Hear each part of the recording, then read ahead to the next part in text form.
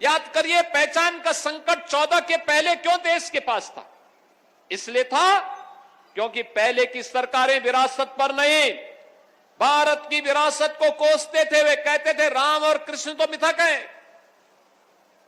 14 के पहले की सरकारें कहती थी, प्रदेश की हो या देश की हो, वे राम और कृष्ण की परंपरा पर विश्वास नहीं करते थे।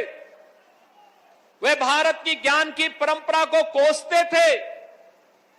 वे भारत को भारत बने रहने के लिए नहीं, बल्कि भारत की परंपरा को हर प्रकार से अपमानित करना ही अपना जन्मसिद्ध अधिकार समझ लिए थे।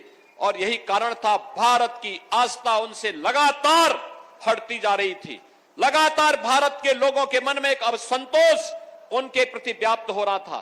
लेकिन 14 के बाद बदले हुए परिवेश में भारत माता के एक महान सपूत के हाथों में भारत की सत्ता आती है और मोदी जी ने विरासत और विकास का बेहतर समन्वय के माध्यम से जब भारत को आगे बढ़ाना प्रारंभ किया, आज अयोध्या में राम मंदिर का निर्माण भी होता है। काशी में काशी विश्वनाथ का भव्य स्वरूप भी देखने को मिलता है। प्रयागराज में महाकुंभ के दर्शन देश और दुनिया को होते हैं।